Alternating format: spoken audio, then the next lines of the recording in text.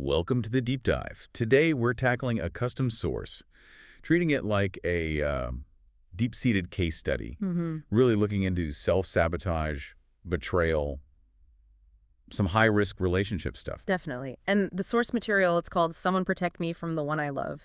It lays out this really vicious love triangle set in a world you probably know. Right. So our mission today is to kind of unpack the psychology behind this, this really toxic setup. Yeah, and the core idea, you see it right in the summary, is that sometimes these destructive bonds form because people share this belief, that they're just fundamentally not good people. We're looking at a story where the two people having the affair, they know exactly what they're doing. They know it's wrong. That's key. So we're focusing on Scorpius Malfoy. He's officially with Albus Severus Potter, but he's got this ongoing destructive thing with Albus's sister, Lily Luna Potter. The big question is, how does a relationship, supposedly built on real love, even survive this constant intrusion, this bond built on shared danger? Well, spoiler, it doesn't. And what's really fascinating is how the story immediately ties Scorpius and Lily together. It's through this shared identity of, recklessness. They see themselves that way. Exactly. They see themselves as the dangerous ones, the shadows. And Albus, he's the stable one, the moral center, the good person. And they kind of want to undermine that. Both in themselves and, in each other. That shared rejection of just being normal, that's the foundation for all the chaos they create together. Okay, let's rewind. Because this pattern, it started way before Scorpius and Albus were even a couple. Right. The very first time Scorpius and Lily hook up, it's spontaneous at a party. And Lily's motivation is just boredom. Boredom, yeah, but also this, dread. She's dreading this ministry internship her family set up, needs an escape. So it's not just a random hookup. It's framed psychologically from the get-go. Totally. Lily goes up to Scorpius, who she apparently often sees watching her brother, Albus, and she hits him with that line, basically saying, Albus, the good one, will never want someone like you or me. Oof. So she's putting their shared darkness out there before anything even happens. Pretty much. It's a challenge. And Scorpius, he meets her self-judgment with a very physical comment. Notes she's the only one in the family with a great arse. So pivoting right away from anything emotional to just illicit physicality. Exactly. And the scene itself, it ends up being this rushed, intense thing in the boys' dorm. They try a silencio charm, but it's described as weak, failing. Which feels symbolic, like they're inherently careless about getting caught. I think so. That failure to silence things. It's key. Maybe they're not really trying to hide from the world. Maybe they're creating the conditions for that thrill, that near miss. And Scorpius realizes right away, psychologically, you're his little sister. He knows he's crossed a line that directly impacts the person he cares about most. So the risk, the betrayal recognition, that's the fuel for what comes next. Absolutely. It's the chemical accelerant. But, okay, at this point, it's not technically cheating. Scorpius and Albus are just friends, although Scorpius has feelings. Right. This is what the source calls the gray period. The pattern gets set here, not just physically, but emotionally, too. Lily starts using Scorpius as her main confidant. Better than her own brother. Yeah, a better sounding board is the phrase used. And the physical side continues in secret. Escalates even. During holidays at the Potter house, Lily apparently sneaks into Scorpius's room regularly after Albus is asleep nearby. Wow. So it becomes routine. A routine that shows Scorpius prioritizing this risky, secret thing with Lily over the potential stability he wants with Albus. Which brings us to the big lie, the one that really poisons the main relationship. Yeah. Albus finally decides he wants to make a move on Scorpius. He asks Scorpius for advice, actually, about being brave, telling a friend he likes them. Oh, the irony. Huge irony. Scorpius encourages him, but then Albus asks for that specific guarantee. You and Lily never, did you? And this is the moment, the chance for truth. And Scorpius chooses denial.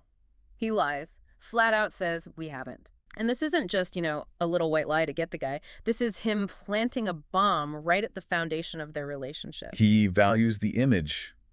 Albus wants him to be more than honesty. Seems like it. He wants to be the pure person Albus sees. And that decision, it basically defines every destructive thing that happens afterwards. So, okay, the lie is told, the relationship starts, but the behavior, it doesn't stop. It speeds up. Accelerates, yeah. Scorpius tries to resist once. At Lily's graduation party, he actually says, I'm with Albus now. A moment of clarity. A very brief one. Because minutes later, he's got her in the pantry. during her own father's birthday party. The location matters, right? Yeah. It's about being close to discovery. It feels like it. It's adrenaline, definitely not affection. And then there's the Christmas incident at the Burrow. That sounds bad. It's pretty cruel.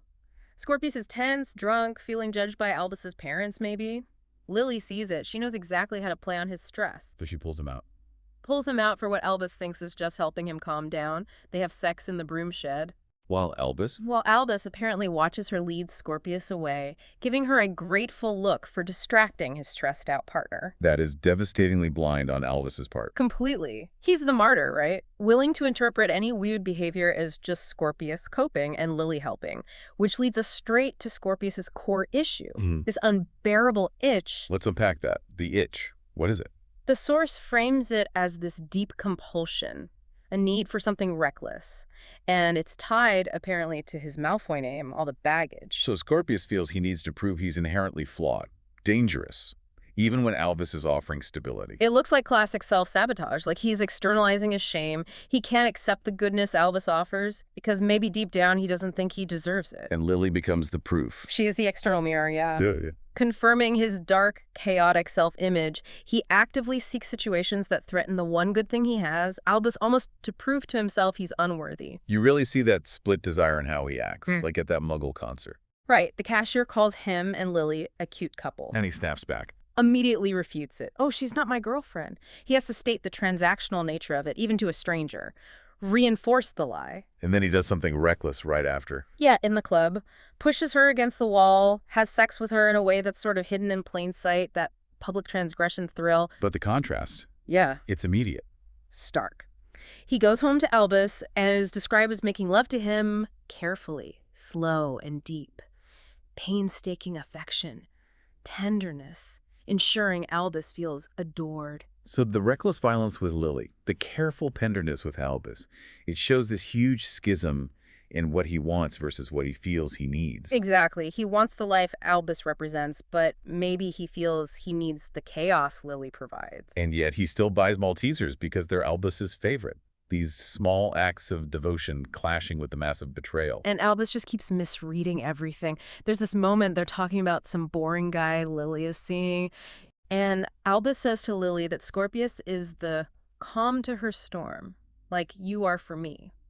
Wow. He sees Scorpius's volatility as passion that he manages. Yeah, confirming his own role as the patient, stabilizing anchor. It's this willful blindness, and it tragically means he misses the real danger. We also find out the family disapproval, it isn't about the Malfoy name or him being gay. No, it's specific. They disapprove of that boy because they see Albus wasting his time. They see the instability Albus refuses to see. Okay, what about Lily's motivation in all this? She seems pretty aware. Very aware. She understands the dynamic maybe better than anyone. She even notes how Scorpius watches Albus with stars in his eyes. So she knows he loves her brother deeply. Which means she knows she's no real emotional threat. She's just a conduit for his recklessness. And she's okay with that. Embraces him. Seems so. She admits she doesn't need his love, doesn't want it.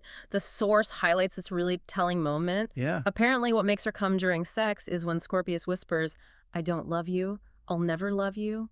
Their bond is rooted in that emotional rejection, that shared co-conspiratorial toxicity. They're like destructive magnets. Drawn together to escape being a good Potter, escape being a reformed Malfoy.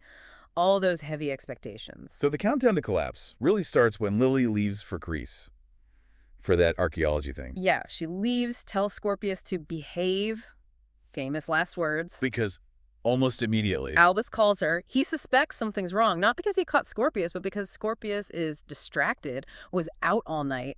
It's the emotional distance he notices first. And Lily covers for him. Denies it to Albus, yeah. Protects the lie. Yeah. But then she immediately texts Scorpius, I'm home in 2 months. Be fucking careful. Still trying to manage the chaos, even from afar. Exactly. She's still invested. But the dam finally breaks. An external event. Right.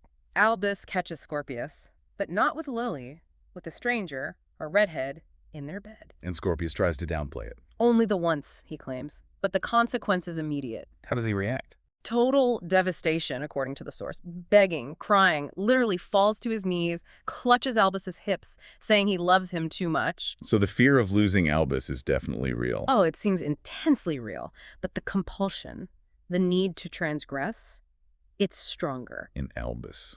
Seeing that level of breakdown. He returns, but his voice shakes when he gives the ultimatum, never again. A conditional reprieve. The relationship's last breath, really. Pretty much. Because despite that promise, the addiction, it's just too strong. So they try to maintain distance. They try. There's a scene in a bar. Scorpius is literally clinging to Albus's hand like an anchor, trying to tether himself to sanity. While Lily is there, tempting him. Wearing her shortest skirt, yeah.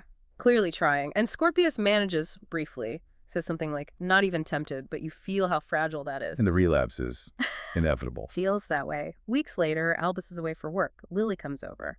Movie night. Right. A totally transparent excuse. And Scorpius just caves quickly. Gasps out, I tried. I swore I tried. The addiction wins. The promise meant nothing against that itch. And then the final discovery. The ultimate betrayal. Devastating climax.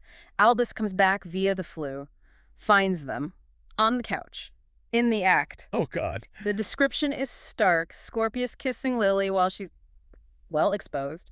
And Albus just steps out, his voice breaking on Scorpius's name. Just Scorpius. Yeah. And Scorpius, caught red-handed, literally, with Lily's wetness on his chin and lips. He just offers this futile plea. Please, Al, I promise I can explain. But there's no explanation possible at that point. Not really. Not one that justifies a relationship built on denial and this self-destructive need for risk. So, stepping back from the wreckage, what's the big takeaway here? The love Scorpius felt for Albus, it seems genuine in its way. The source even says he loved him too much, but yeah, fundamentally poisoned. Poisoned by those self-destructive needs he could only share with Lily. Their bond wasn't love. It was something else. A mutual rejection of rules, of expectations, of being good. They sought each other out. Not for a healthy connection. Yeah. For a shared dangerous habit, like negative anchors. Yeah, anchoring each other to chaos. Lily needed to reject expectations. Scorpius needed to scratch that unbearable itch, prove how flawed he was. It's a really dark look at why people sometimes choose destruction, isn't it? Even over something potentially fulfilling. It really is. Which leads to that final question for you listening. When Scorpius is finally caught red-handed that last time, was it just inevitable? Was he simply overwhelmed by that need for recklessness? Maybe. Was he subconsciously engineering it? Did he want to get caught, finally? To force the consequence and the lying? Yeah. What does that kind of betrayal, that final discovery, really tell us about the true cost? The endgame of chasing that powerful destructive itch. Something to think about.